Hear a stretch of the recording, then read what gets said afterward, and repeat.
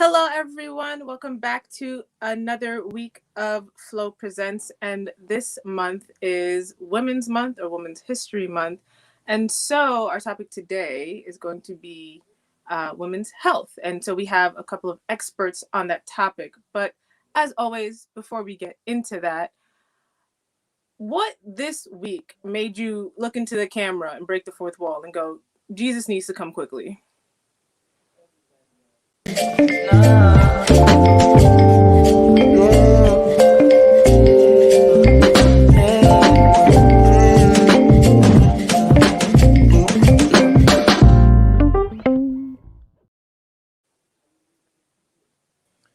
Okay, so we have our lovely panel of professionals who know way more about health and all that good stuff than I do.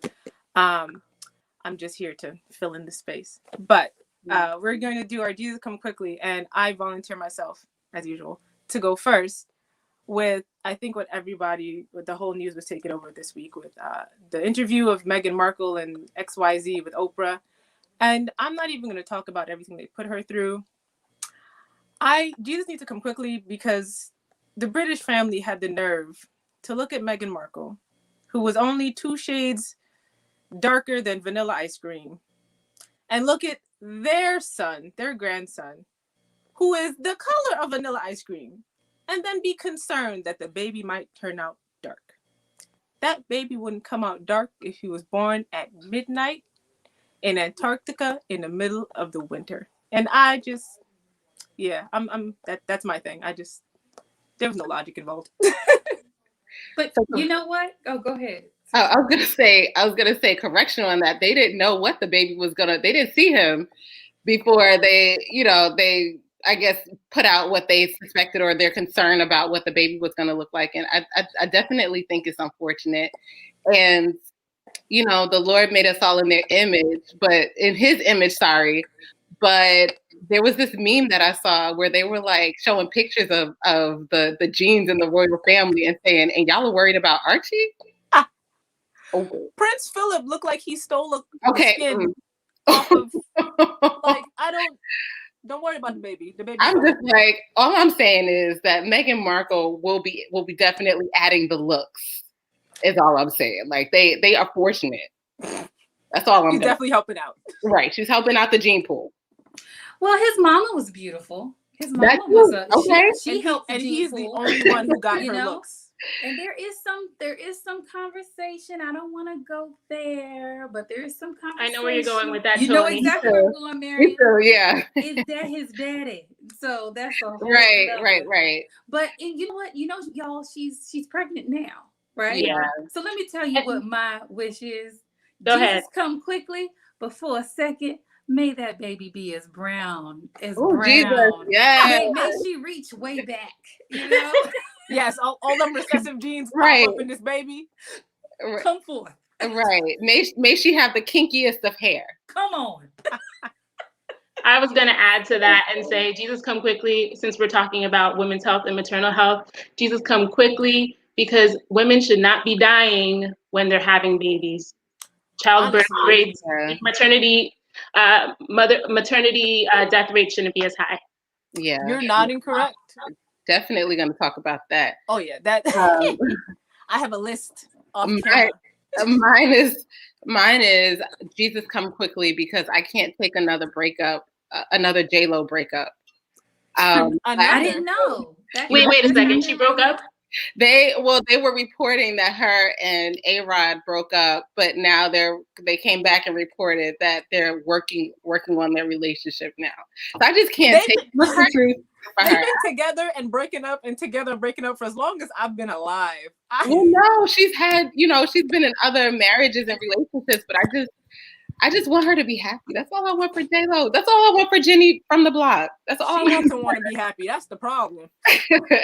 All I want for Jenny from the block. I have something.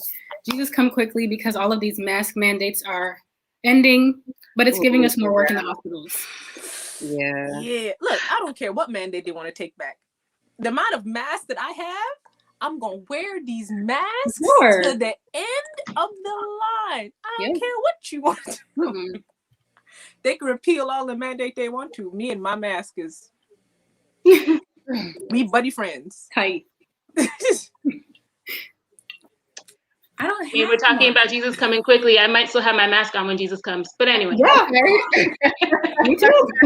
We'll take it off. I'm very much hoping that is not the case, because if I hear them trumpets and I still have on a mask, I'm gonna be upset. Lord, no. You're too early.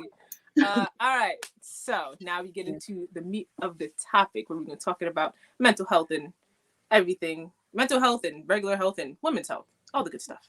Yeah. So Nice. yeah. So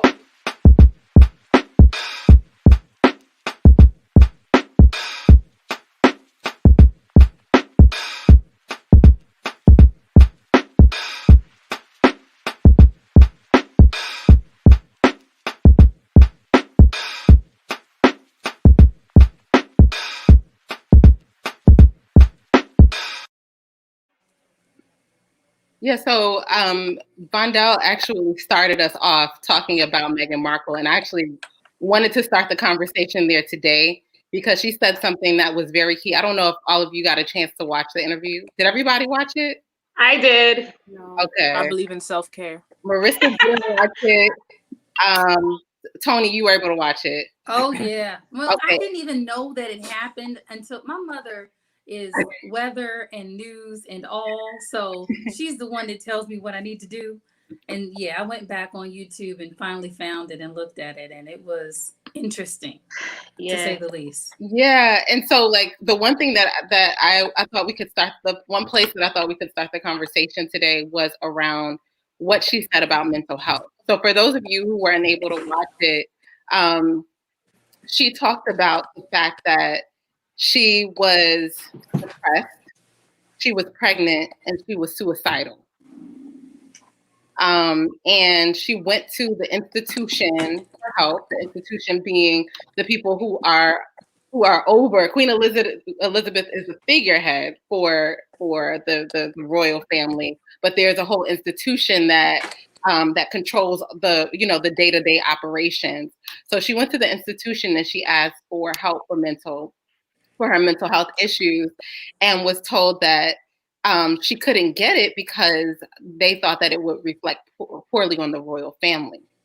So in this situation, what ended up happening was that she had to rely on her husband, going to her husband and saying, look, if you leave me at home right now, I don't know what I'm going to do to myself.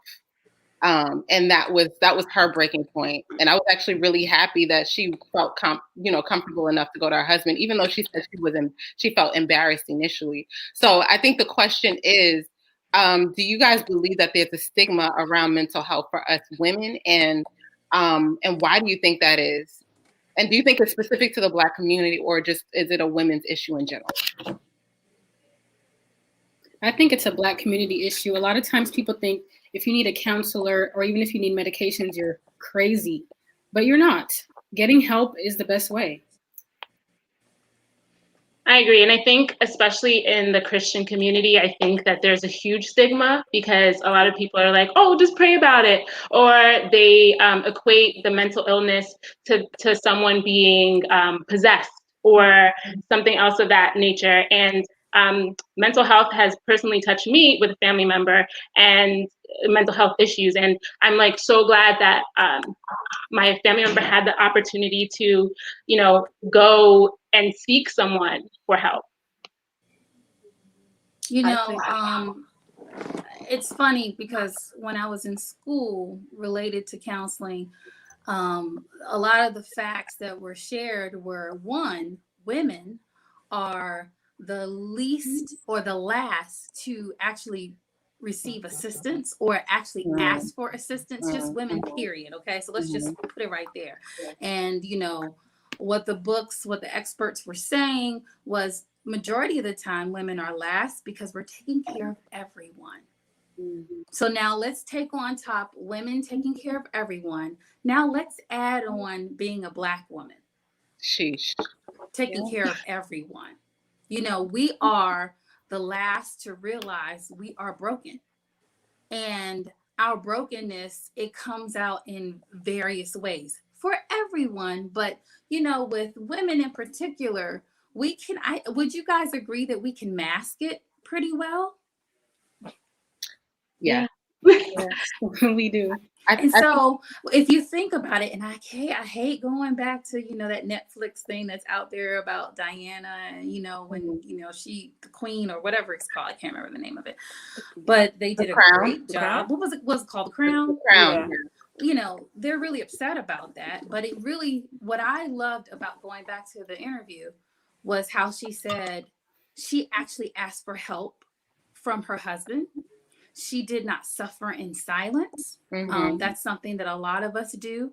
We tend to take something so mundane. It might be like it starts as a twitch. Your body starts to tell you when something is wrong before you actually realize that something is wrong. So it might be, your heart is fluttering, your eyes twitching, you can't sleep, your body's saying, hello, fire alarm. It's just giving you different alarms. And what I love is that she was able to ask for assistance. But if we go and we say allegedly, the video about his mother didn't have anyone to go to and fire the alarm. And she probably did, but her husband supposedly, allegedly, was not really there for her. And so whether going back to us and Black women, let's be real, a lot of Black women are alone. A lot of Black women even if they're single, they have the weight of their family on them. I mean, I'm not single, and I can tell you about the weight that I have on me in relation to my family, just helping out, assisting family, older relatives and things of that such. So, I'm happy. Like when I took my mother to the store the other day and we were looking at something, a magazine. And I said to her, man, the one thing that came great, that was like a good thing that came out of 2020 and unfortunately COVID, was what a time to be Black. Because you know what I mean? Because everybody is conscious, or at least faking it. Yeah, I was about to say. They're at least faking it. And you know what? I will take the faking it. Go ahead, Marion. You were about to say something. No, I was going to say the same thing. I think they might be conscious, but I still feel like there are a lot of people that don't understand. And I think as a Black woman, there's a different burden that you carry on your shoulders. I don't know how to explain it or say it, but like, I think even thinking about bringing a child into this world, a Black child into this world, and hearing that, Megan, at like the highest of high, points of stature, I guess, she was affected by racism. And it's like, okay, do I want to bring my child into this world where they're going to have to deal with racism, like full-fledged? Like it's scary. Yeah, I think that that's something that women in general, like Black women, really do have to combat. It's the scary thing. It's like, if you're a woman and you're African American, especially because there's this strong Black woman persona that we kind of have to carry. Like Tony said, it seems like we're the ones who have to be strong for everybody. And imagine how much pressure was on her.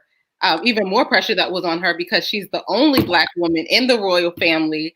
And, it's almost, I guess I equate that to the level of pressure that perhaps Barack Obama and Michelle had when Michelle was in the White House, where it was like, if, you're Black, you can't screw up. Yeah. You can't. You're the first one. Right. And so I can only imagine how tough it was for her, but I'm thinking about all of us Black women. Have you guys ever had any struggles that you're comfortable with talking about?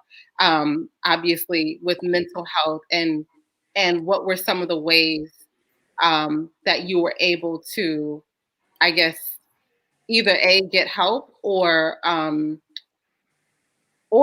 you still struggling with the idea that I'm supposed to be able to handle this myself? Can I speak to something that actually one of our people just wrote? McTasha, she was talking about there's a stigma that we are strong, that we can handle it. And even she says, even when you look for help and trying to speak up, that somebody, the response is, oh, but you're strong. I think what's interesting is social media itself. You just look at the way that we are, help me out, guys. Conditioned? Socialized? What, Yeah. go ahead, Miriam. But Socialized? the way that we are, no, that was good. That's why I said, Okay. Go ahead, Miriam. Oh, okay, got it. Yeah, I think, go ahead, girl. Like, go ahead. But look, the way that we are projected, the way that we are perceived to be is that we are strong. Oh, you see the NYPD show, and who is it? The child is dead in the street, and who is it? It's the black mama that's there and holding everything up, and we're juggling everything. So I love how she said it is a stigma, and what we need to do is you do our very best of finding ways of becoming more vulnerable. And really it starts with our own self-care. It really does, because you can see a friend, and I don't want to overtalk, guys, so y'all shut me up. But go ahead. No, I was gonna say I wanted to hear Marissa and Marion what you guys thought. Your feelings around mental health and if you feel like there's a stigma, and if you have had any issues, how have you dealt with them?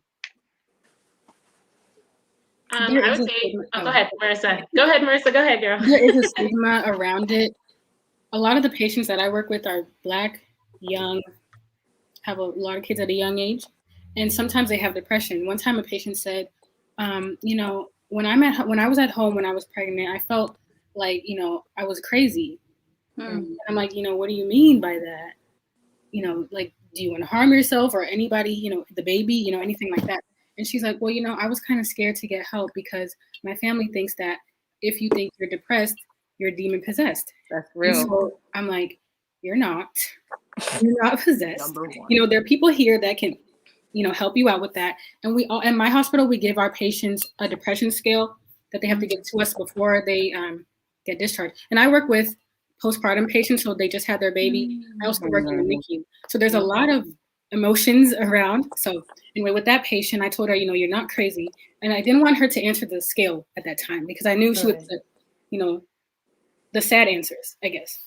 So I told her, okay, I can sit here and talk with you. I had some time, but I can refer you to a social worker who can help you get a counselor and stuff like that. And she was very happy that I did that for her. And she was a Black patient too, a teenager. She's like, sometimes other nurses are here. They don't look like us and they're not as nice as you. And so just even that, like the healthcare workers you work with, if you're Black or if you're white, you might not feel as comfortable revealing certain things to the nurse, the doctor, whoever. So I'm very happy, not that I'm against other races, but I'm always happy when I can work with the younger Black patients or even the older ones that are afraid to say something, but when they see me, they say something. That's beautiful. Yeah. Marissa, we're actually going to talk about that a little bit later, about the institution, the healthcare system. Yes. that is a whole can of worms. My God. And I'm sure that, Mariam, the two of you guys, have an intimate, can give testimonies about that. But Fundal, what about you? I mean, like in terms of mental health, like what's your take on getting help, or, have you or somebody, struggled with getting help because of, the stigma around it? In no small capacity, I think that almost everyone that I know, and one of my taglines is definitely seek therapy, and it's not in a it is not in a bad way, but I just feel like everyone has a little bit touch of like you need to talk to someone about something, and especially for Black women, there's that stigma of I have to be strong, I can't do this, but also that we're conditioned to handle everything by ourselves, and if you ask anybody for help, it's a problem, and XYZ. And I also think that some of it comes down to a lack of knowledge about certain things. So I'm in a lot of different, don't ask me why, I'm in a lot of different groups for expecting mothers, actual mothers, XYZ. And I see a lot of stories from different women. I don't know if they're Black or not, but a lot of women that they're like, after I had my baby, I thought I was going crazy. And then I mentioned my doctor and they said it was postpartum depression. And they were like, oh, so it's a thing. A lot of people don't even know it's a thing to know that, okay, I'm not broken. This is just something that can happen and I can go and get help for this. And they just assume, okay, you know, something's just fundamentally wrong with me. I'm just going to sit here and hope it passes. And then, you know, but you have a little kid. So now it's a whole other extra problem. I definitely think that lack of knowledge is part of it. Yes. And my one thing that I tell anybody that's like, oh, I feel, you know, so stressed, there's so much pressure, be selfish. Okay, especially for Black women, learn to be selfish. Amen. Okay? I would add to that. Sorry, Susan. I would add to that. Like, don't be afraid of shopping around for therapists either. Yes. Like, I had a rough time at one point, and I went to a therapist, and I like deliberately searched for a Black Christian female therapist, and like the door was open for me to be able to do that, and I was able to meet my therapist, and I love her to pieces. She spoke to a lot of areas that I needed her to help, you know, me like open up to. And I think it's okay. Like, if you need to go to therapy, go. Please. And if you want to be, if you want to be a little like picky about it, be picky, but like find somebody and go there. And if you go to someone and you figure out like, oh, they're not really for me, go to someone else. It's okay. That therapist isn't going to have their feelings hurt. They'll be fine. Yeah, they'll be fine. Can I speak to that? I'm really glad that you said that. And Marion, I'm actually really happy that you said if it doesn't work out, it's okay to find another. I'm a counselor, and I actually had to, I don't want to say fire, but let go of my own counselor. Every counselor is not the same. Every counselor, some of them, just like RNs, doctors, sometimes we forget what we've been taught. And oh my goodness, my sessions, I'll just say this. At the end of my session, the last one I had with her, she said, I feel so good. Wow. It was like that. I said, friend. This was for me. I'm supposed to be getting the counseling. So I'm depressed. I'm more depressed than I was when I came in. Feel good. Hello? Exactly. Because sometimes I'm gonna be it's unfortunate. Sometimes even with doctors, you guys could speak to that. They don't want to lose the business. And sometimes the business goes over integrity and ethics. So if you find that, do not feel uncomfortable. There's an awesome site out there, and I can't think of it. Y'all help me. I found one called Psychology today. That one is Black Girls Therapy. But it was like one. It's Black like Girls Therapy is one, I think. Black Girls. There's a new Therapy for Black girls. Yeah, thank you. Thank you. I had the right words, wrong order. But you know what? Here's the one thing that I am going to differentiate the two. Therapy for Black girls, I'm not sure if they're as specific in making sure people have certain certifications before they actually allow you to post. I'm just being very frank because of my own experience of putting myself out there. I was trying to prepare, to put my information out. And then I was like, well, I don't even have my stuff and they haven't asked me anything. Do you see what I mean? So that gave me a pause. But Psychology Today, they're not playing. They will call you and they're asking for your accreditation. And they're like, you can look up things to like the very like nitty gritty. Like if you need someone that will help you talk about your pets, like they're there. See, I love that. We're just gonna pull some comments from the chat really quickly because we want to make sure that we pull our audience into the conversation. So I see it says a lot of times as Black women, we have the stigma of strength and taking care. That many times, even if we speak on not feeling okay, we get told, oh, you're so strong. And then Karen LeBron says, this is why we need to be careful not to raise our girls as strong. Yes. We are vulnerable even more so because of systemic racism. This idea of strength doesn't allow us to be transparent about our experiences because we're holding everyone else up. That is so real. Which is why I say be selfish. That is so, but that's the thing, and I'm glad you said that again because it's not selfish. I don't even say selfish as a bad thing. Yeah, well, no, I understand what you're saying, but it's not selfish because at the like focusing on yourself. That's, you know, it's not necessarily the same thing, because at the end of the day, if you are not where you need to be, then you really can't take care of anybody else. Yeah. You know, how many of us can say that our mamas were dealing with stuff, and although they did our best to take care of us, we're dealing with their baggage too. And it's because they didn't take care of, you know, they didn't get the help that they needed, you know? And so it's important, like, it's actually really selfless to go to counseling, because now you're thinking about your future generation. That's right. Because if friends of mine, I say, oh, why does she do that when they talk about their teen or their preteen? Why does she do, why, or, you know, a client, why do they do that? I said, okay, what do you do? Where you think they learned it from? That's your child. Exactly. How you gonna look at me and be mad about me doing something that you told me to do? How we get here? Or you modeled it for me, whether you realize it or not. Your children are watching you. So the best thing that you can do, because we're on this conversation of mental health, is when you are well, your family is well. Yes. Yep. Self-care is not selfish. Thank you, Maria James, for that. That part. It's not selfish. I will put that on a shirt. I will. You really will, Fundal. I know you. Oh yeah. Right. Did you wait? Have on right now. Unbothered, unavailable. What does your shirt say? I love it. Uninterested. Okay. That is about not to be warm outside. That is not the person looking for counseling. I'll tell you that much. Huh? I want to speak on the counseling thing really quick. Yeah. When I was in nursing school, as Marion will know, it's very stressful. Oh, yeah. And so at my university had counseling for us that was free. So I used to go, and I wasn't ashamed, because I knew that I needed to talk to somebody that wouldn't necessarily tell anybody else what I wanted to talk about. So I was very happy that my school had that. And just want to tell everybody, just go. Don't be ashamed. You'll feel better after. A lot of colleges do have services like that. And unfortunately, at my college, you needed the therapy because the college was so bad. It wasn't even just regular college stuff. It was just distress. I can't.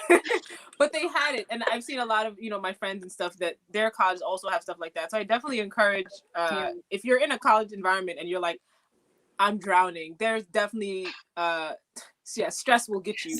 There's definitely therapists, counselors, XYZ that your school has going. And I mean, even if you can't find something like that, there's so many options. The World Wide Web is out there. Google things. I'm telling you, there's somebody for everybody. And I learned recently that you can definitely ask, to a point, you can ask counselors, therapists, XYZs to work with you if it's like a financial barrier type thing. Do not ask them, if you, hey, can I slide you this 10? But ask them if there's a payment plan you work, like something like that. You can at least give it the attempt to see what you can get. Yeah. And this says the We Are Strong narrative was designed to normalize ignoring our hurts and pains. Many of us bought into it. I love it, Landy. I love that. That was good. I am returning it express shipping. And Catherine Samuel says self-care is not for anyone else. Make sure you're taking care of yourself for yourself and not to help someone else in the long run. So the intention is not you're doing it for somebody else, but it is a byproduct. Yeah. Right. And let me just be real raw. Yeah. Okay. They may not like this, but listen, that's like getting on the scale and not liking it. I'm saying it, and looking at it like, I need to do something about this. And if I do this, then I'll attract boom, boom, boom. Right. You're doing it for yourself, for your own. Exactly. Yeah. Exactly. It's insane. Yeah. So I don't like saying that word, not insane, but it's bad. As a counselor, right? We need to, I know, right? We need to do better. And you know what? There's so many stigmas, not even just with the word mental health, but some of the diagnoses. Listen, if you have had a past, and only because we're on this, I just want to talk just quickly. If you have had a past of seeing counselors, and the counselors are so quick to diagnose you, what you can do on your first initial visit or before your visit, you can say, how do you, like when you're emailing them back and forth or whatever, you can say, how do you feel on diagnosis? And if you want someone to be slow in diagnosis, you can actually find one that will do that. Because Today some I people learned. have an issue with the labels. Miriam, I see you nodding. What were you gonna say? I saw you nodding. Oh yeah, I'm nodding because I think that's good because even in healthcare, which we're going to talk about, I would rather a doctor like go thoroughly through everything before they diagnose me. In that case too. So I agree with you. Because we have a lot of misdiagnosed children out here and getting IEPs that are way off. Yeah. Yeah, I think a lot of young, especially Black boys, are misdiagnosed with things like ADHD or conduct disorder. Yes, and no, that's not the case. Maybe they're just a little bit more active than your normal child. Okay, so that doesn't mean they need to be diagnosed at that age. I think bring the kids sugar in general down. are more active than people think. And how about why don't you get a teacher? Let's get a new teacher in here that can challenge him. See, and I'm just gonna be real. See, our white compadres, they will say, I'm just gonna take sugar out and I need a new teacher, and put her head up. Listen, I always tell my Black friends that, listen, I need you to put your best white woman on. When you go into that teacher and talk to them, like this is what you, and I hate to say it that way, but you guys understand what I'm saying. You're the best parent you can be. Oh, no. What did you say? I'm mad, Susan. Look, to that point, so I'm probably ADHD, all those whatever it is acronyms, but in school I was definitely off the wall, not necessarily disrupting stuff, but I was off reading books, drawing things, doing my own stuff. And after a while my mom noticed that, was like, okay, this is not benefiting her, I think, the way it should. And to my chagrin, because what ended up happening was I ended up bumped up a couple extra levels, so I couldn't slack off anymore. I had to pay attention. She was like, look, y'all not doing it. Y'all got to do something to benefit my kids. Sometimes, and yeah. The next year, I was an AP, and I was like, but Ma, she was like, I didn't ask you all of that. Let's go. Yeah, sometimes it's maybe the child is bored. And so now, it's like, why am I even sitting in this class? They just need to be moved up, or, have another level of whatever class they're getting taught. So I definitely think we don't give kids as much credit as maybe we could. Kids can be very rambunctious, and I think they should be. But just because I agree, just because the kids got a little bit of energy doesn't mean like you got to let them. Yes, I agree. Yeah.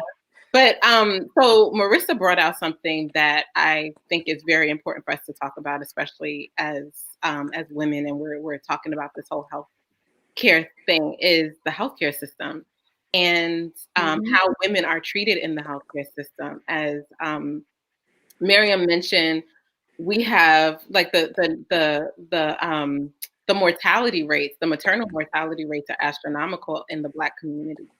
And if it's not high death rates, is women not wanting to go to the doctor, women being not wanting to be treated because of the potential for being mistreated or misdiagnosed.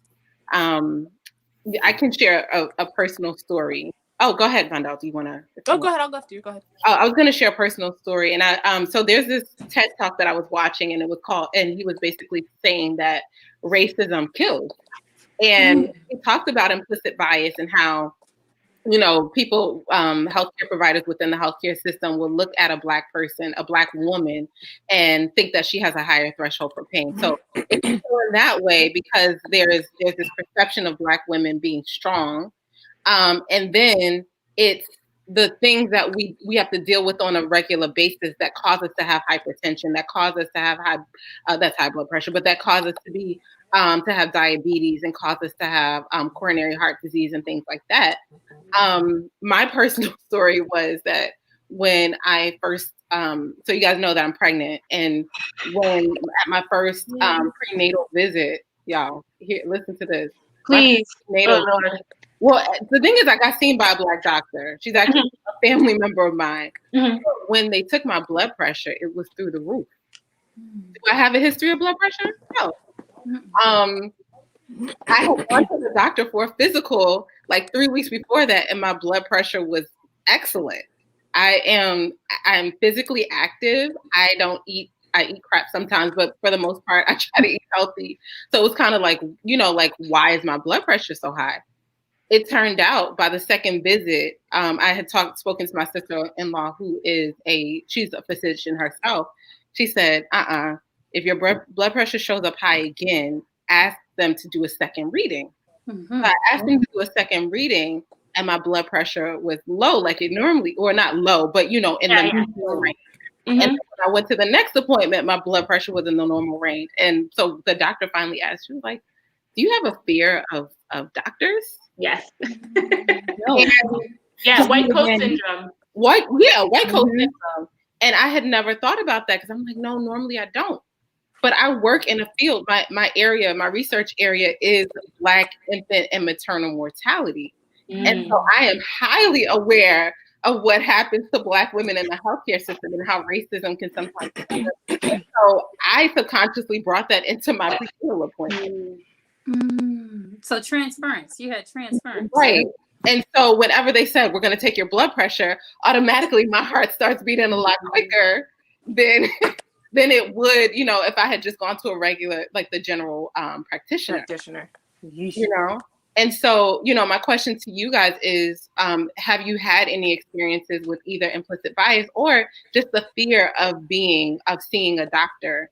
And, tell us about that. Okay. So almost anyone that knows me will know that I have no intention of having children. And I was on the fence about it for a while. And then I heard the story from Serena Williams and how she had to fight tooth and nail, right? And she is rich, high profile, all the money in the world, XYZ, and she still had to struggle to go through that. And I was like, I refuse. Which is why I was like, that cemented. I was like, I'm not having no kids. I'll adopt if it's really that stressful. Look, it's fine. Vando, can you tell us what happened for Serena Williams? Yeah, give background so that everybody knows what to talk about. I cannot recall exact specifics, but it was some kind of she wasn't feeling well, and I don't know if it was like a hemorrhaging or something. She had a PE, pulmonary embolism. There we go. Yeah, and clot in your lung. Told the doctor that was like, I don't feel good, something's wrong. And they were like, yeah, you're fine, it'll be okay. More or less brushed her off or was not taking her seriously. And she was like, y'all, you gone. And I feel like when I read it, it was like she had literally gotten up, like clots and all, and was like, somebody gonna see you. And that's basically how they found out, that's what it was, that it was the PE that she had, and that was the problem. But the fact that she had to do all of that is outrageous. And I've read a lot of different stories of that kind, but also what someone mentioned earlier of the belief in the medical community that's hopefully dying out, that Black women or Black people have a higher threshold. That used to be written in medical journals. Yes. It's still from history. What do you mean still? It's still in some books. It's still there. That's a historical thing. The fact that they were like, Black people will be like, and even I've heard stories of like Black women going in and they're like, okay, what's your give me on one scale of 1 to 10, what's your pain like? And they'll be like, it's about a 7, it's about an 8, and they're like, in their head, they're like, all right, that's only about a 4 or 5. You'll be fine, give you some. And I'm like, excuse, if I because some of us stay calm when we're in pain. You need to believe me. But that's a historical thing. Back in the day, there was a doctor. I think I had spoken about this before on F.L.O.W, but I'll reiterate again. This doctor called Marion Sims, who was a father of modern gynecology, and basically he would experiment on slave women. And his idea was that Black women could tolerate pain without anesthesia. He had this, I don't know where he got this from, but anyway, he would do full-on surgeries on women because women would come, slave owners would bring their slaves and say, hey, can you fix this woman? Because these women would be having babies when they were like 13, 12, 14, and they would end up having what's called a fistula, and they would have urine or feces just coming out of them without them being able to, hold it. And he would have to go fix these people, and they didn't have any medication. So this is like a long history of women who have been just being abused and had surgery done on them. So, and that was the thing that just carried on. And I mean, most medical textbooks are definitely just written based off of white men. Even stuff with like skin conditions. Yeah. It's like, you're looking for a reddened skin. You ain't gonna find no reddened skin on me. You ain't gonna find no red. Hello? I mean, it depends on what shade of black you are. That's true. But just the fact that that's the only thing they look for is like, okay, it'll be this, but like that doesn't apply to me. And if I'm a darker skinned person, what you gonna look at me and be like, oh, I'm looking for a redness. If you find it, let me know. So there's this comment. Well, I see two. One says it's still written in textbooks that Black people are more tolerant of pain. I literally just saw it in one of my textbooks this school year. That's terrifying. It's real. That is terrifying. I ain't never going to the doctor again. It's okay. I'll drink my tea and my ginger ale. Girl, no. Do some ginger ale. Backwards. Go to the doctor. Backwards, right?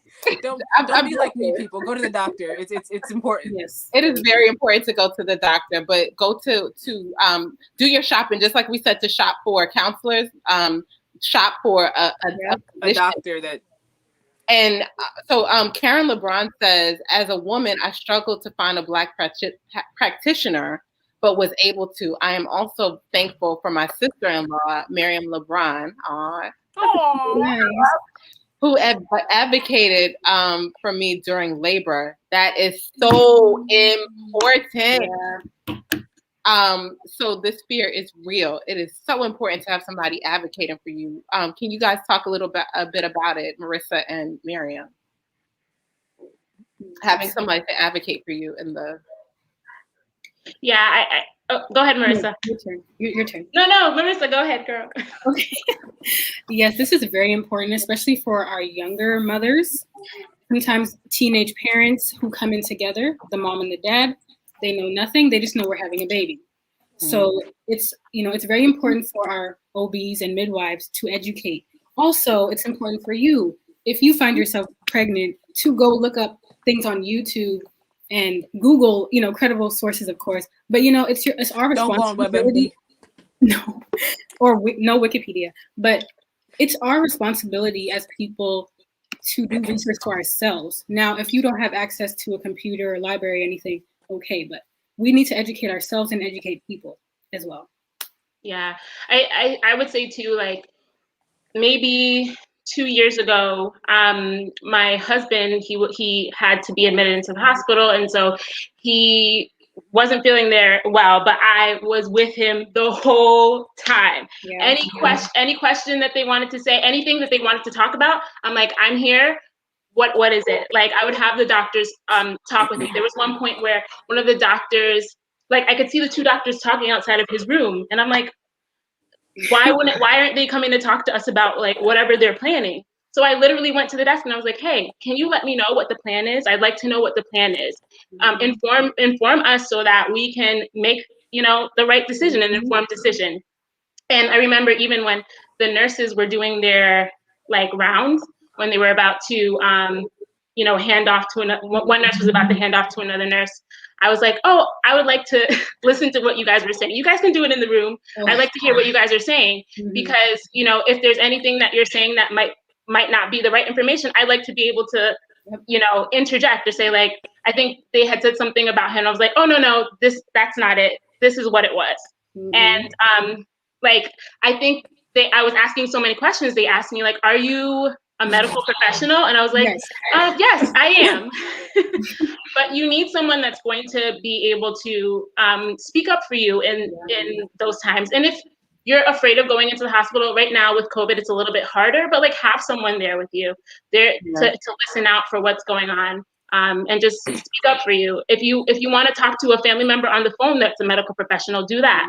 AKA befriend a nurse. Yeah. Yep. And Everybody has. Miriam, Yeah. Marissa, I have a question. Mhm. When a person is pregnant and about to have a baby, do they ever do advanced directives during that time, like when you're coming in? Do what? So an advanced directive, do you know what I'm talking about, guys? Yeah. Yeah. Mm-hmm. Could you help everybody understand? I was just curious. I've never had a child, so I don't, you know, by birth, so I don't know if that's a part of the process, and I was wondering.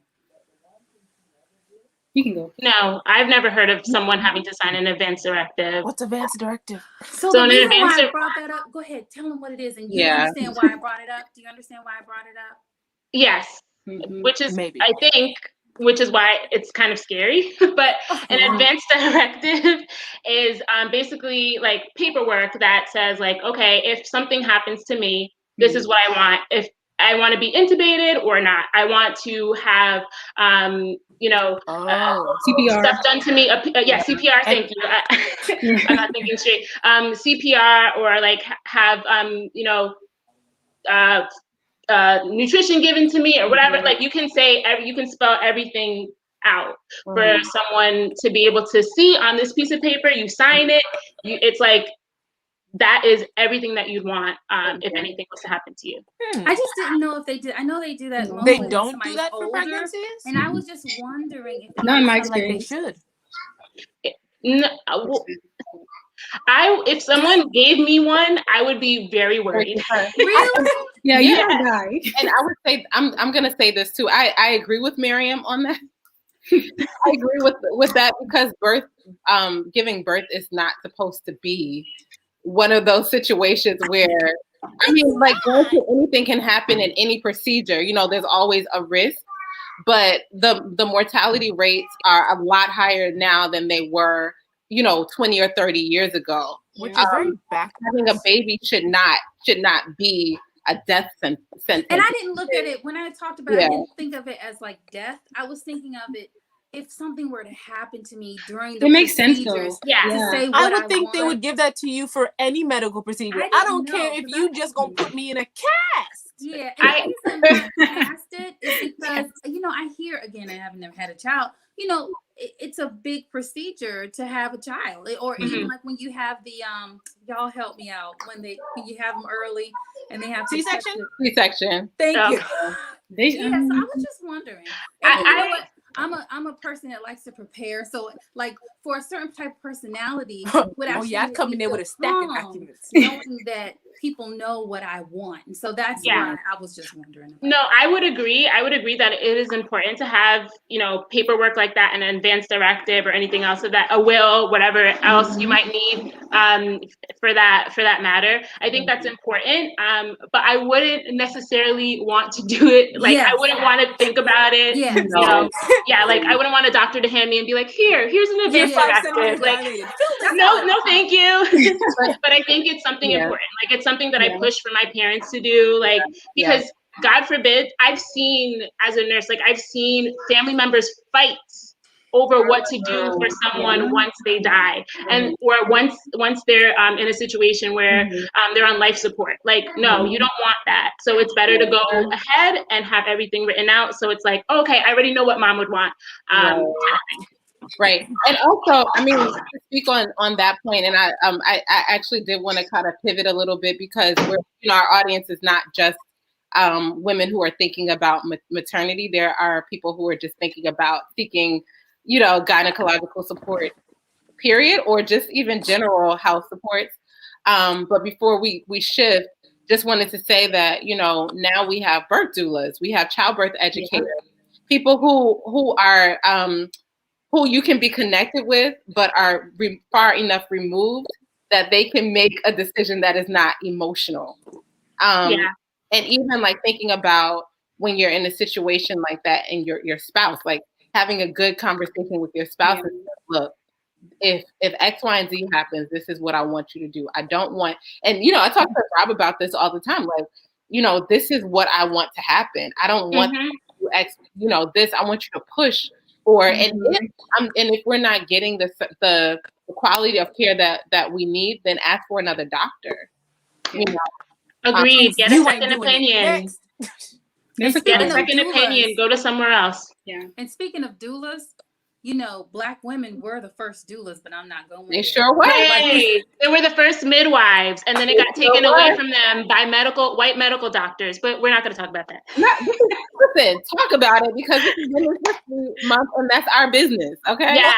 Well, Marion, midwives were the first people to, like, they would have like community midwives, Black women who knew how to like help people give birth. Who were slaves. Mm-hmm. Who were slaves. And they were delivering white babies as well. Mm-hmm. And then medical practice came into fruition. And now white men completely, like, they're like articles that you can see if you look back at medical history of doctors saying that, like, midwives, like, they don't know what they're doing, they'll kill your babies, like things like that. And it made people afraid of midwifery. And I think, like, yes, and I think I think that, like, now there's like a new awakening to midwifery again, and like doulas and childbirth educators. And I think it's great because you know, it kind of takes the medical portion out of, like, I don't know, sometimes with medicine, there are a lot of interventions that happen that don't, in my opinion, I don't think they always need to happen. Yeah. Your body already knows what it's doing. Yeah. Just let it happen. And that's I can't afford to give birth in a hospital. Yeah, so I actually trained as a childbirth educator.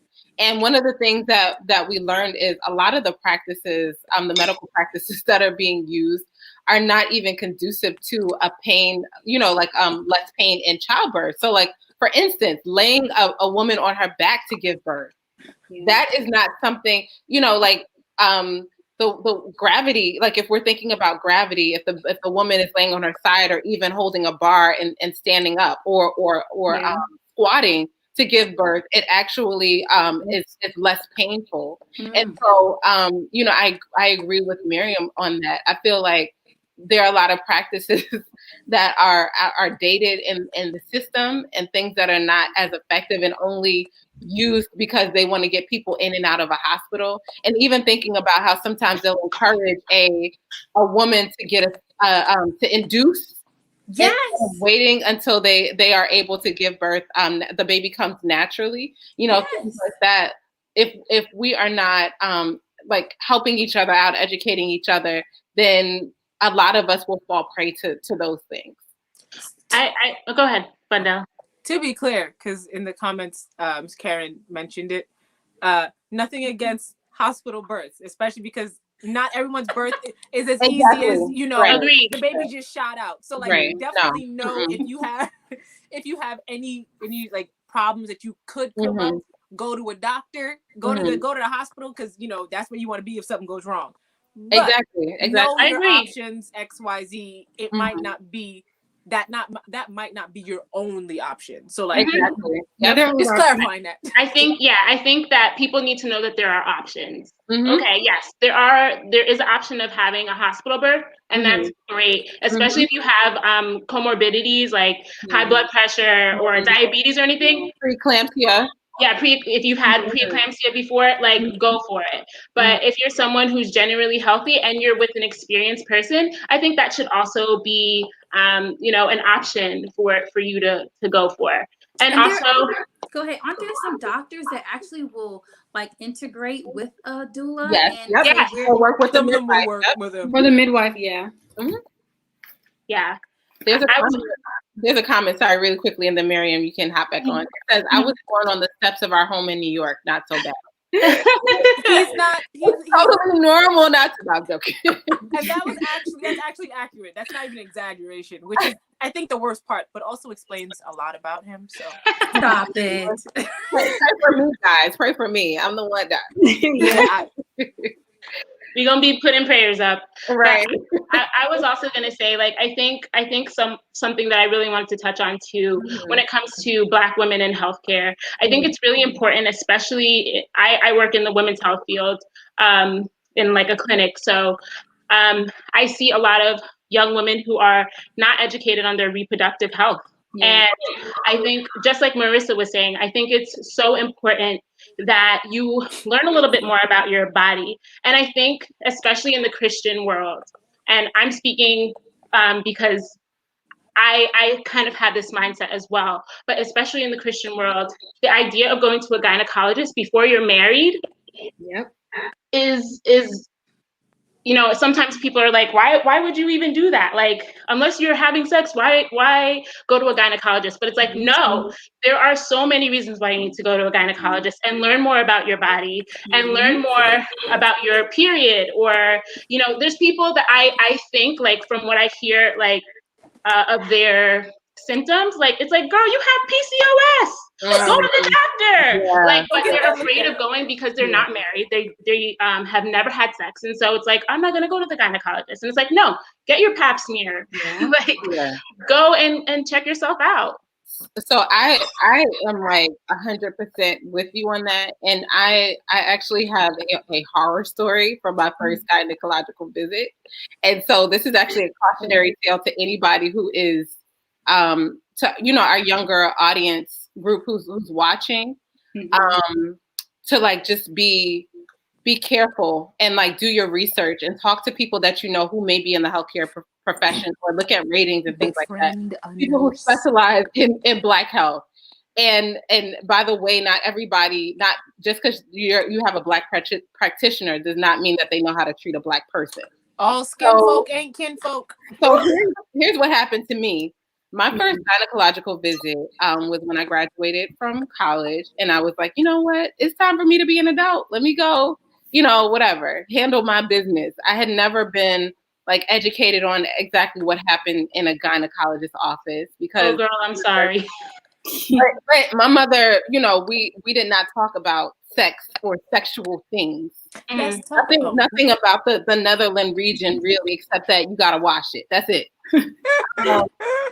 And so I'm going to this visit by myself. I didn't even tell anybody I was going because I was like, I'm a woman now.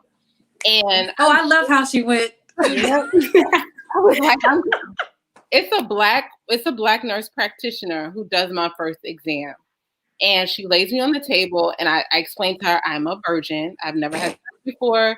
Please, I've never had anything go up there. Just giving her all of these, just letting her know. And she's like, okay, right?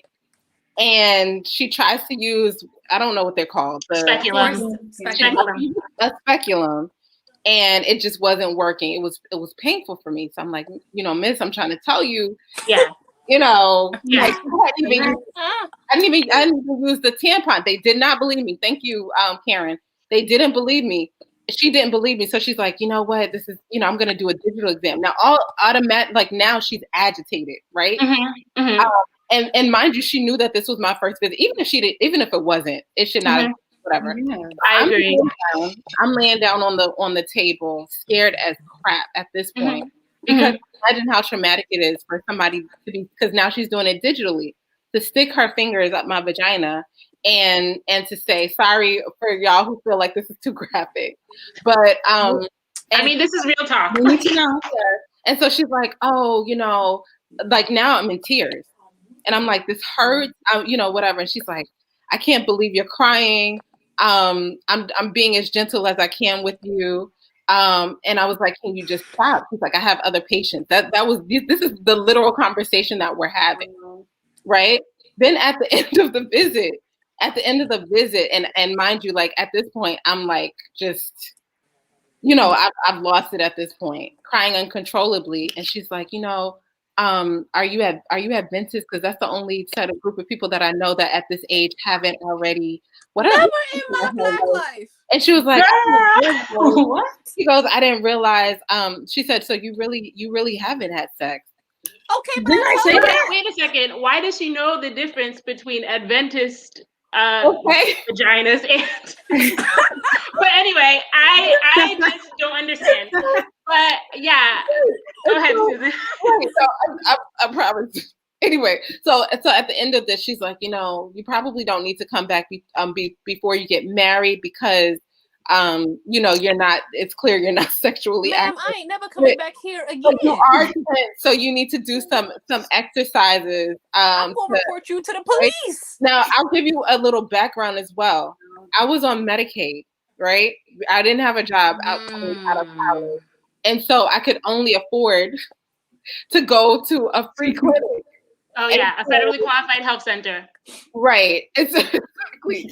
And so I'm imagining that it had something to do with the way that I was treated, but I was very disappointed because my initial comfort in going was that I was being treated by a Black woman. Yeah. Susan, I when you think- told us that story, I did not realize that it was Medicaid, and that's a whole nother level. Yes. I was about to say, because girl, I've worked in some federally qualified health centers, and yeah, I can see. Oh, so I'm never going to the doctor again, is what y'all No, telling me. no, but don't go to the doctor. Go to the doctor. Go to the doctor. Susan, I've had a similar experience when I was getting married. I decided to go to the gynecologist, and I had a very similar experience. And so, yes, young ladies, we're not saying these stories to scare you, No. but just know who you're going to. Make sure that they're, someone who is well respected and loved, and who will take time with you as a new practitioner. I know of a practitioner that someone that I know that's close to me has gone to, and she said, wait, yes, I'm going to you as a gynecologist, but I haven't had sex yet, so can we just talk? And the gynecologist was like, yeah, let's just talk. And they talked about all the things, and then she was good to go. Yeah, go to the doctor, but just make sure you don't have experiences like Susan and I. Right. In the comments, someone asked, at what age would you advise ladies to start seeing an OB-GYN, a gynecologist? I feel like my mom took me when I was like 16, and it was not a traumatic experience. I just never went again. No. I don't have a reason for lack of a better way to put it, I just didn't have a reason to go, so I just never went back. But she did take me, and it wasn't a bad experience per se, but I was just like, all right, cool, I know it's there, in the future, XYZ, I'll make, I know it's an option that I'll do down the line somewhere, but I just never went back. But I think it was like 16 that my mom was like, you should probably go at this point. So is that a decent age? Should I it would be agree younger, that's a good older? age. But what if people are having? What if because I deal with teen pregnancies? What if they're having sex younger than 16 years old? I had a patient who was 16 and had a ask. second baby.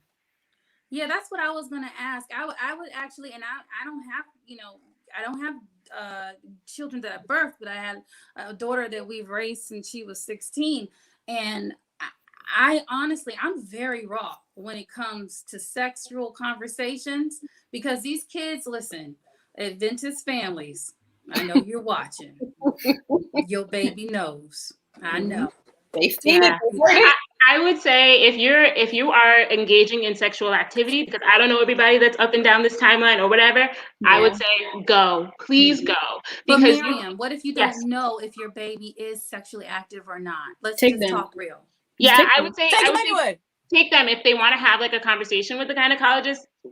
Let them have one. Mm-hmm. But I think I would hope, and I'm not sure about everyone's relationship with their parents, but like I would hope that people have created an avenue in which you can kind of say, like, if you are, can mom or dad or whatever, like, I need to go to the doctor, because there's so many young girls that I've seen in practice who have come and they have chlamydia or sorry guys, I don't know how, or HIV, chlamydia.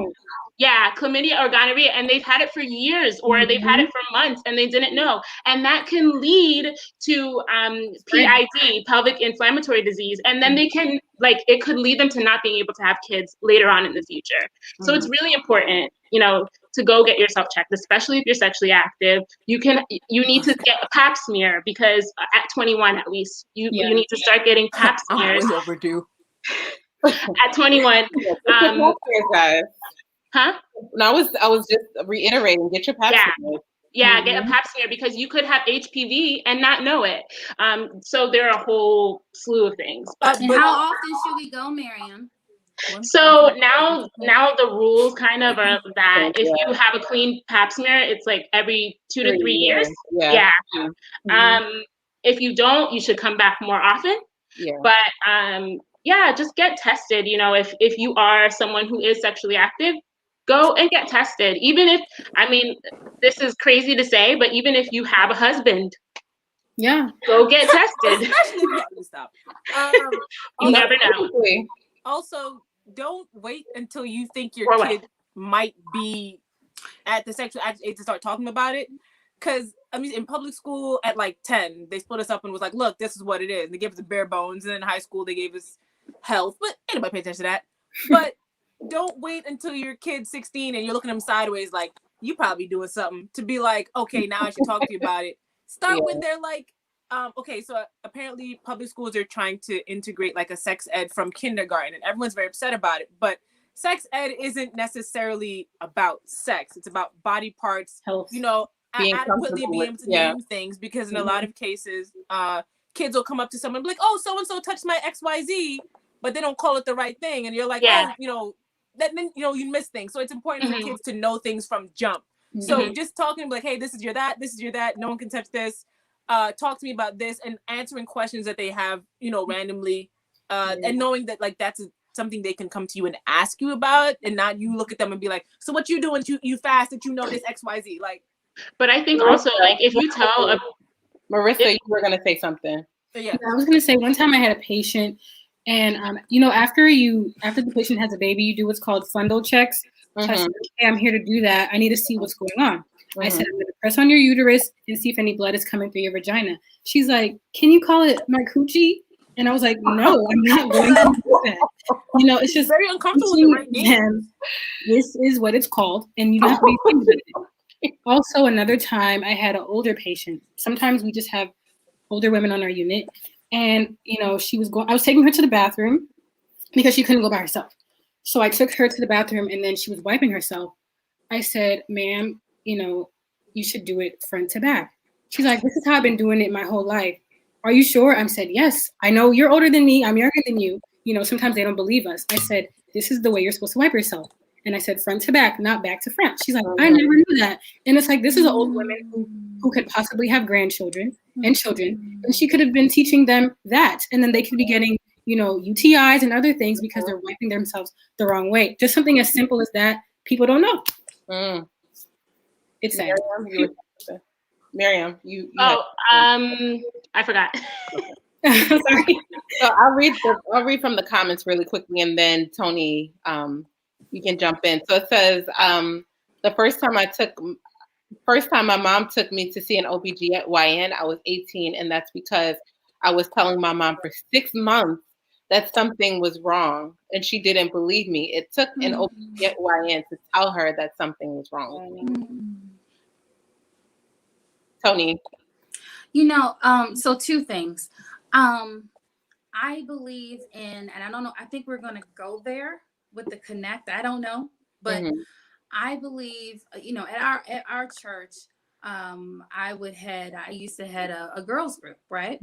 And we would have annually a very upfront, raw conversation where we would, in church, we would have the parents sign a waiver, and we would allow these young ladies to ask us everything from why is my daddy not here to what is sex like? I mean, they would ask it, and we would do it in a bowl. And the reason why, you know, they put their anonymous questions in the bowl. The reason why I bring this up is because it afforded an opportunity for young ladies who did not necessarily have a great relationship with their mothers to use us as advocates to help in the middle. So the reason I bring that up is churches, we can do better with our girls, with our boys talking about sex. I'm gonna leave it at that. And then two, these aunties like myself, we don't have children. We're young, but we don't have children, or we have kids and our kids are grown. We can be honorary aunties. If there's a young lady, if you're looking at this and you're like, yeah, I really probably need, I've been doing it up out here. I've been doing it. I've been doing it. I need to go to a doctor, right? Go to that aunt, right? Or that lady at church. You FaceTime her and say, look, I got to go to the doctor right? And help me have this conversation with my mother about going to the doctor. And have somebody go with you. If it's not your mom, if it's not your big sister, find someone you trust. You don't have to have the same experience as Susan had. You know, you can have somebody in there with you. And when you say stop, even if it's a doctor, you mean stop. Yeah, I was going to say there's actually someone in the chat who said they thought that they were the only one who went through what I went through. That's scary. I thought I was the only one. Then Marion said she went through something similar. And look what you guys have just done. That's too many people. Yeah. It's too many people. Better but or by you worse. talking about it, what you've just done is you've taken all these women, Susan, and you've taken them off of their one-woman island, and you said, hey, look up. Open your eyes. You're not alone. So I applaud you for sharing such a hard thing that you went through. It's so empowering for you to share that. I really appreciate you for sharing that. I would also like to add, Tony, young women, especially if they're like even up to 13 and up, if they have a suspicion that they have a sexually transmitted infection, they can actually go to the gynecologist without their parent. I would, if you have someone that you trust, I would still go with them. But yes, especially at federally qualified health centers, they'll see you, they'll test you, and make sure that everything is okay. Marion, how do I, as a teenager, find one of those qualified? Like, how do I find one? Planned Parenthood. Yeah, there are things like Planned Parenthood. They don't. Okay, I'll leave that. I was going to say something that might be politically charged, so I will keep that quiet. But yeah, they also do STD testing. They're also, if you just look up any kind of, I'll say it again, a federally qualified health center in whatever state that you're in, you can always go to one of those places, and they always have a GYN or a GYN department, and they'll see you. I also want to add really quickly to follow up on what Miriam said. So I work at a children's hospital, and we see patients up to 21 years old.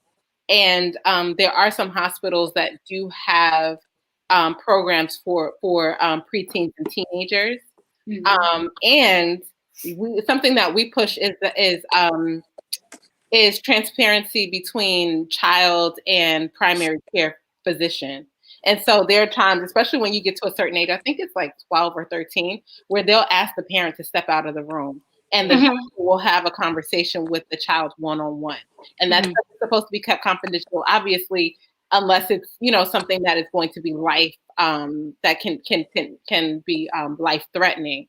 And so it's important as aunties and moms and, friends, best friends and everything, that we encourage people that we know who have children to find a pediatrician who their child can develop a good rapport with, so that they're comfortable enough to have those conversations with their pediatrician, even, because the pediatrician would be a very good resource to refer them to somebody that could help them with whatever issue they're doing.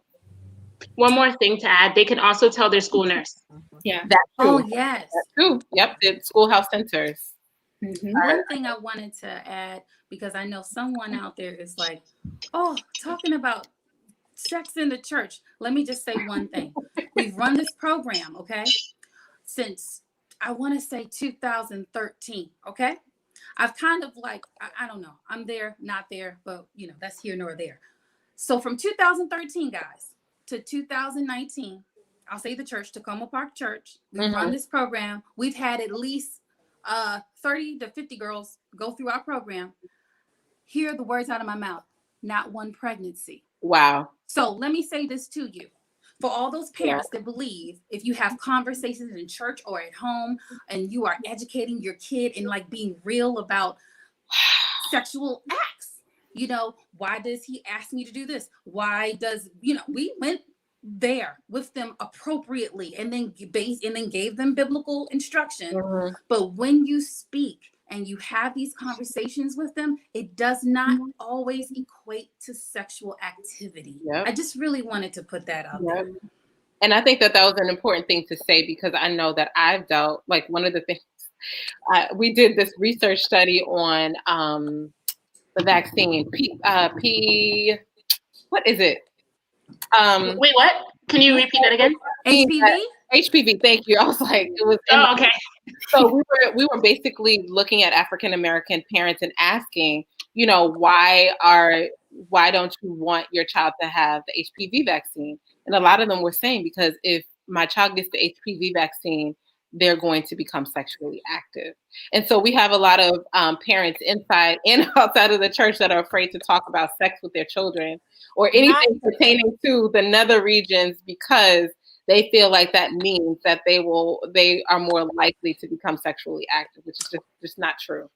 One thing with that is that if a young woman has gone through all of her HPV vaccine, the name is escaping me right now, the actual name of the vaccine. But if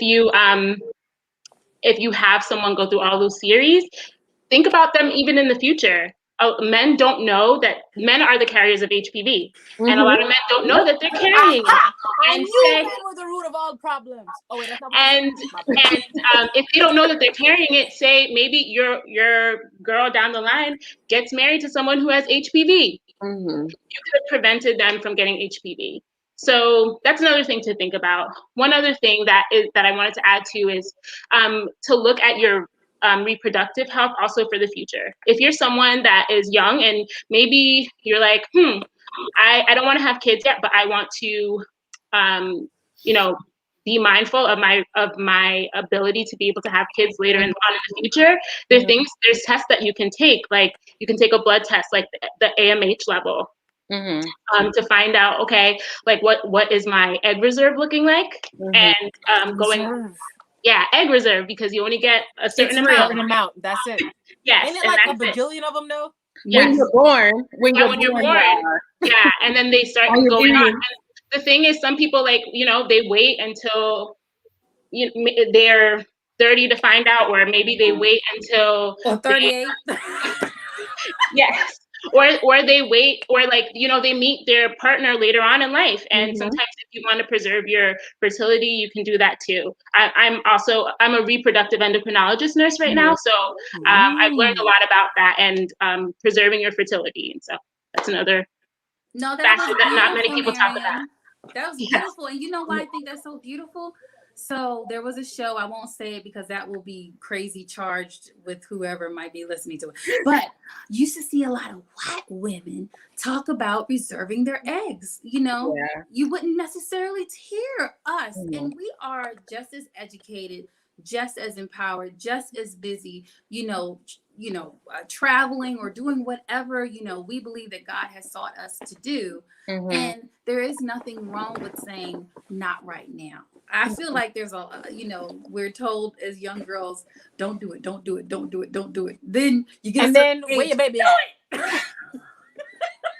You've been beating me over my head with I can't even make eye contact with a boy my whole life. And the sad thing about that, like, why you're not married and where's my grandbaby? I don't know.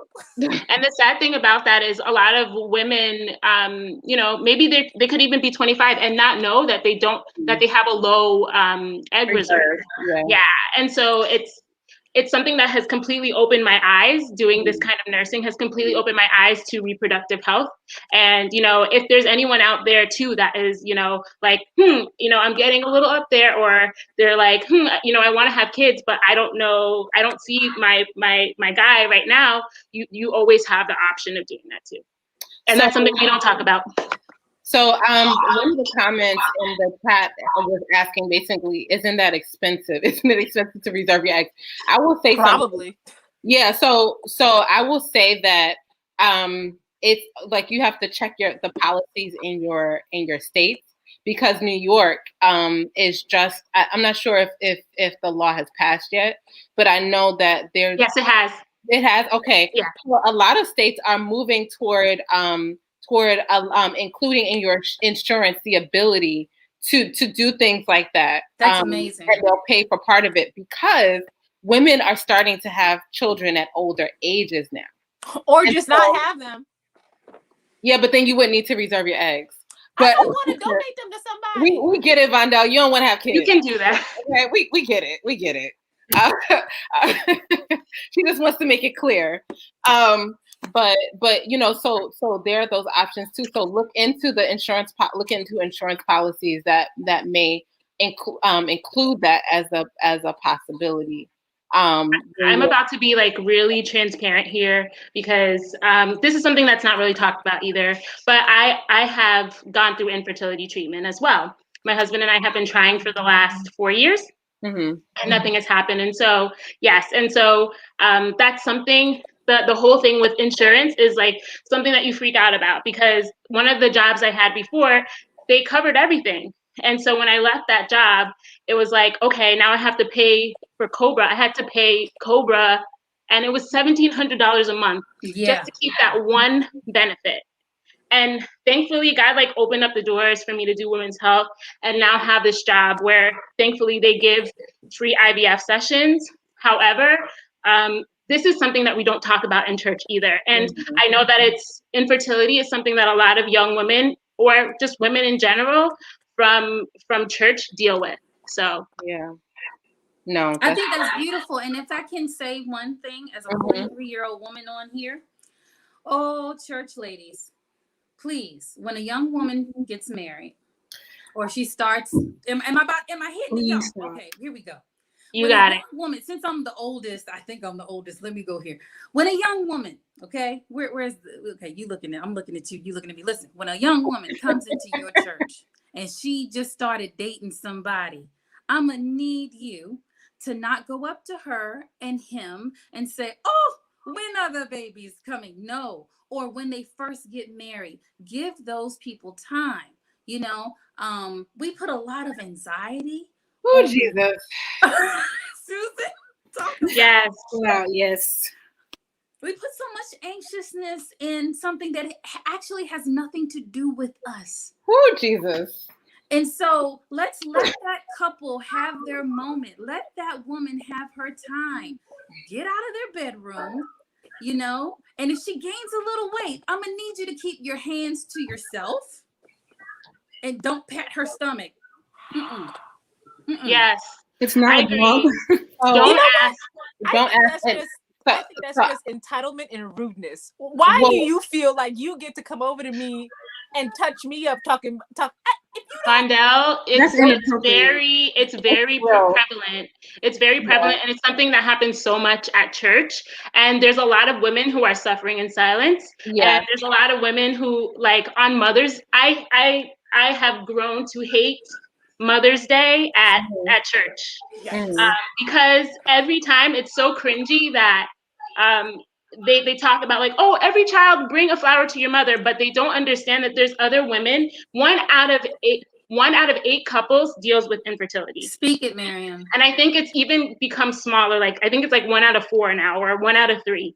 And like, yeah, putting people in those kind of positions where like little kids are bringing flowers to their mothers at church or whatever, it makes people who maybe have dealt with miscarriages or who have dealt with infertility, really, it's really hard. So think about all those extra people. Yeah, thank you. And I just want to touch on a little bit about the whole asking people if they're pregnant situation. Don't ask Come me. on, Susan. Don't ask my husband either. Don't ask me. Hey, wait a minute, none of your business, Susan. You know, and ask your husband. I'm sorry. Don't ask nobody. Really, you know, this is actually like one of those things where like it was really sensitive for me. So like after we got married, apparently I put on a little weight. Somebody said it could have been Chipotle. You might have ate a little. It's that love weight. It's okay.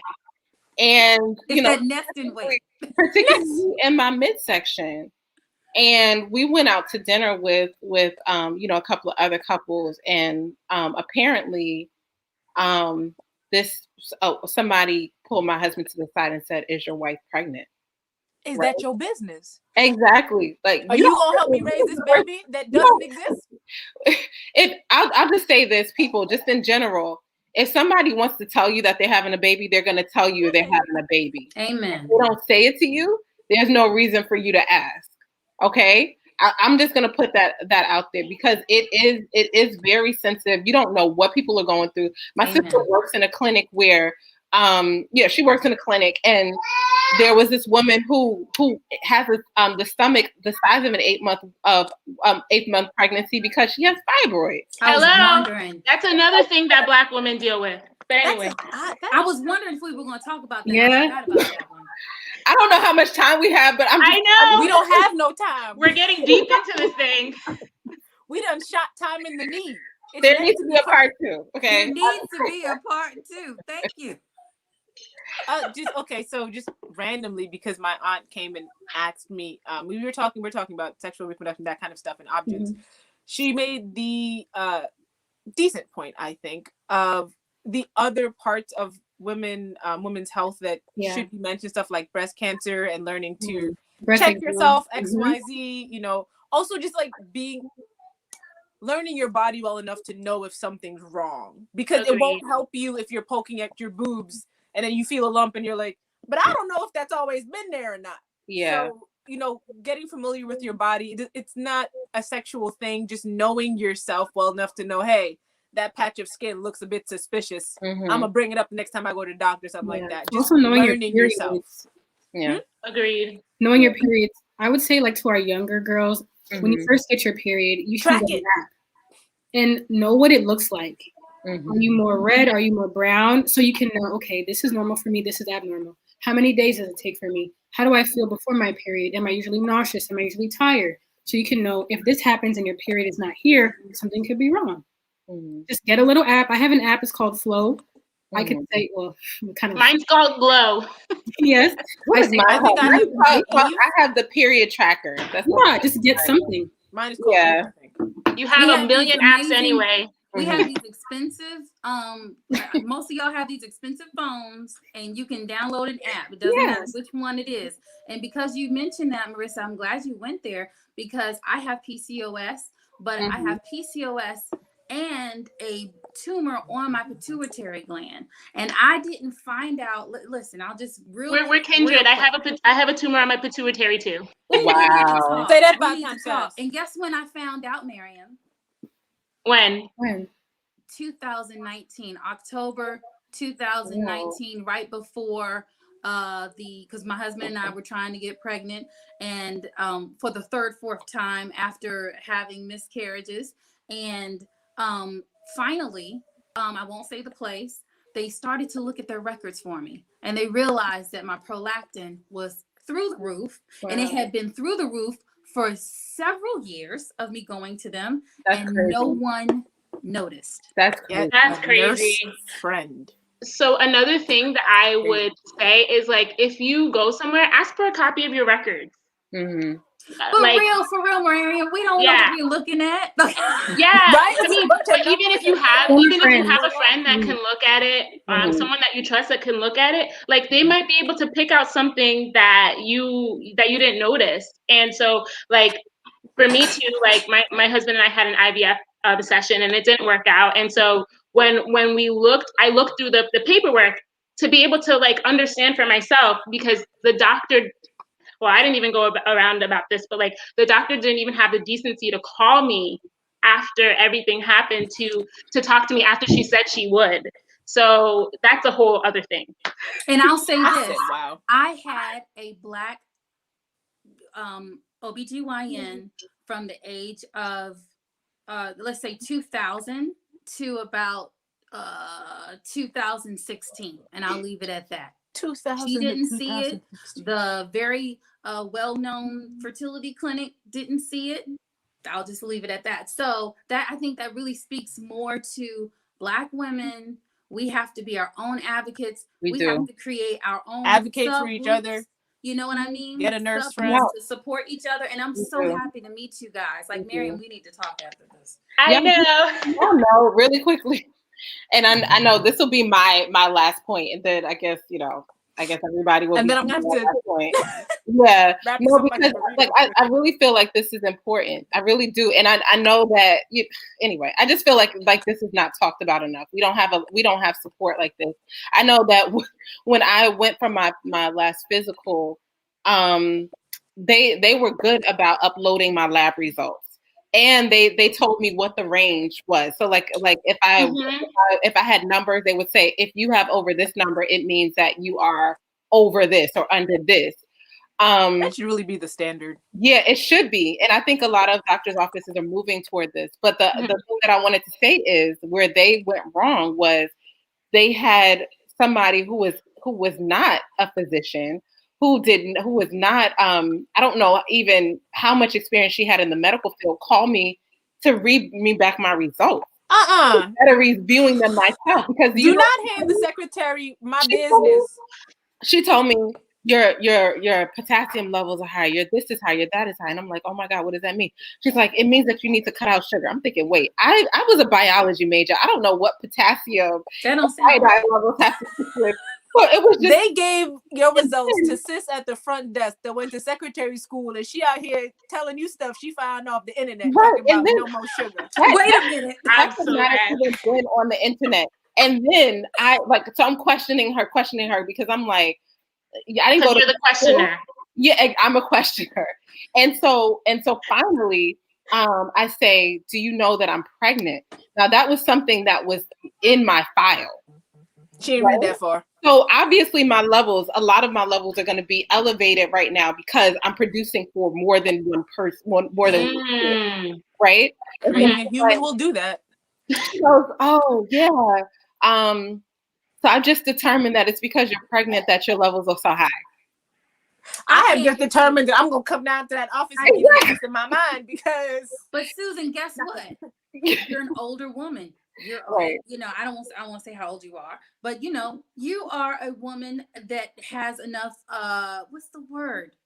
You're able to advocate for yourself. There's another word that's better. There's another word that's better. Maybe life experience. Yeah, life experience. Yeah. Okay, that you're able, but imagine if Susan was a teenager, right?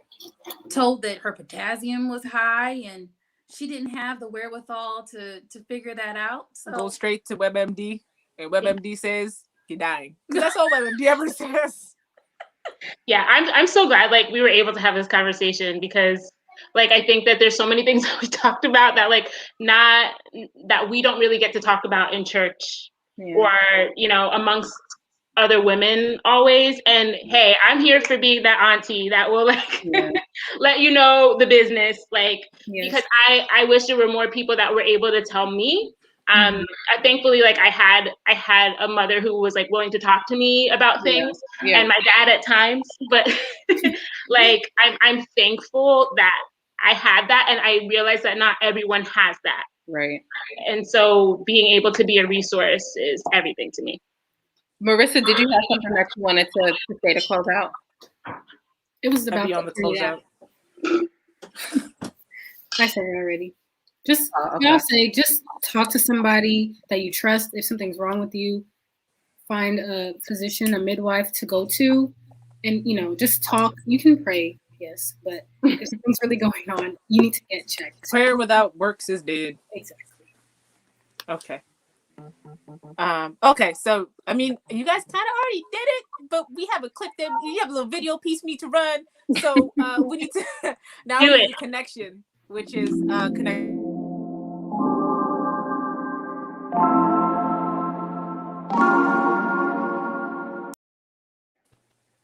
Which is connecting what we were talking about to the real world. And I guess for my part, I find I'll go to the doctor. Yeah, fine. Good, baby, go. Good. I'm proud of you. Your friends to go to.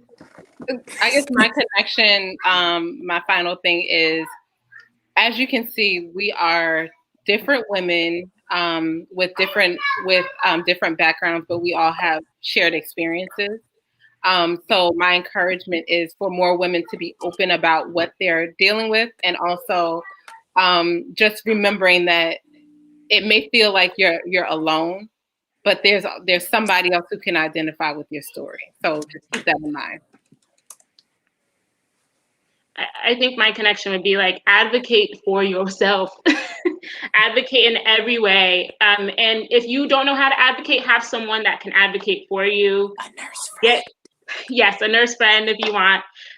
Get copies of records so you can look over them and advocate for yourself. Study whatever you want to study and talk to your doctor. I can refer people to a great gynecologist. Just text me offline. Oh, nice. She's a Black woman. She's also Adventist. Where is this? Right, I'm In like, Maryland. Because I'm in New Jersey. Where is this black unicorn? In Maryland. This Black unicorn. I should have known. Yep. Make the trip. She's been great. Okay, so I'm gonna. All right. oh, Tony didn't give Oh, her. Tony, you didn't do your connection.